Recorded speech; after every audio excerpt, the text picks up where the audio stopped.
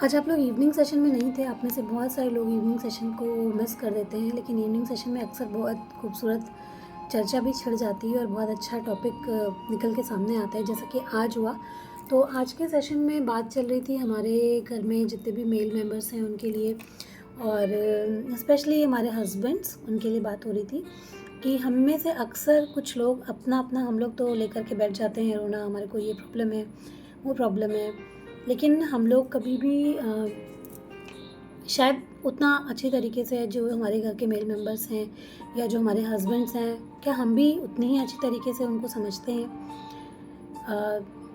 दिन भर का थका हारा इंसान अगर काम से लौट के वापस आया है, वो अपनी ज़िम्मेदारियाँ उठा कर के वापस आया है, तो क्या हम भी पूरी तरीके से उनको समझ पाते हैं कि उनकी जो ज़रूरतें हैं, उनकी जो इमोशंस हैं, उनकी जो फीलिंग्स है, क्या हम लोग उन सब चीज़ों को अच्छी तरीके से समझते हैं? क्या हम अपना पूरा फ़र्ज़ निभा रहे हैं, या हम अपनी पास्ट की बहुत सारी बातों को लेकर के बैठे हुए हैं, जिनके लिए हम उनसे शिकवे गिले करते रहते हैं, या अपने घर की जो दिन भर की परेशानियाँ होती हैं, वो आते ही हम उनके ऊपर उतार देते हैं, या उनके एक शब्द कहते ही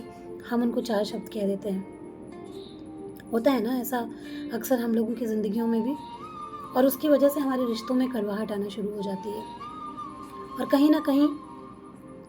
इन सब चीज़ों का प्रभाव हमारे पूरे परिवार पर, स्पेशली हमारे बच्चों पर भी पड़ रहा होता है ना? तो मैं तो बस एक ही बात कहती हूँ आपको, और वो वही सेशन में आज मैंने बताई भी थी लोगों को, कि हमेशा इस बात का आप ख़्याल रखिए कि पास्ट में जो कुछ भी हो चुका है ना, उसको अपने प्रेज़ेंट में नहीं आने देना है। और आज की डेट में, अब तक कल तक आपका रिश्ता जैसा भी था,